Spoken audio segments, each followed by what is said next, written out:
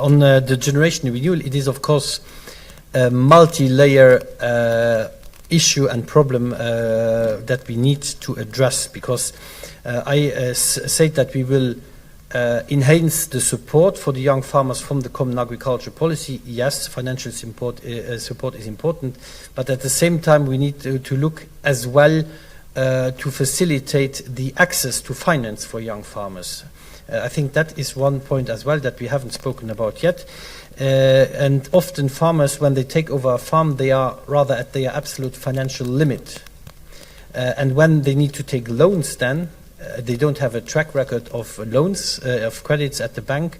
They don't have the necessary security to get good conditions. So young farmers are often faced with the worst conditions given by a bank.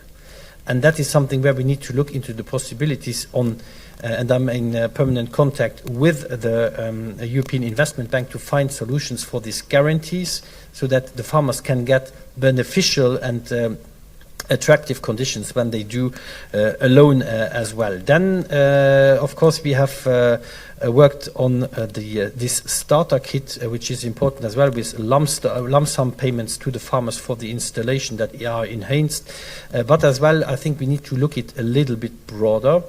Why is the generation that you mentioned not going to retirement? Often because the pension system is not sufficiently rewarding, and they simply have to continue in order to make a proper living out of that. That is why, and when we look to other countries, to Austria, for example, they have then a very attractive pension system. Then the elderly farmer is incentivized as well, and as well they are not when they take when a pension year is still continuing, well, they don't get the hectare-based payments anymore.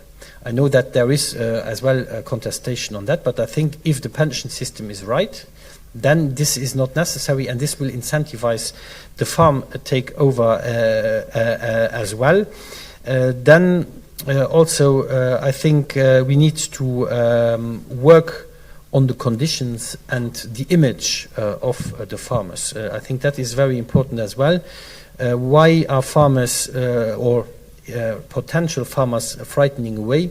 Well, they have of course friends, they of course have or want a family, but when you are a farmer, often you don't have the time to go for 1 week on holiday. You don't have the time or the financial means as well to take sick leave, to take and this is why we have proposed as well what we call the farm relief services, in order to get a little bit more of this let's say rest time into the farmer's job. This is, by the way, as well an opportunity for young farmers to gain experience if they are replacing the farmer during this time. And I think we need as well to think about how we can make the model work, because often when, let's say, you are a farmer, you are 25 years old and you get a son or a daughter, and you retire at 65 or later, well, your son or your daughter will already be above 40 years of age and will not be eligible anymore for the young farmer support.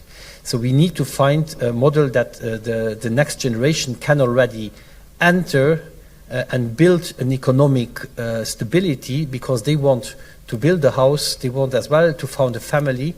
And what in practice often they do is they have a side job or another job, and by the way they would be able to take over then the family farm.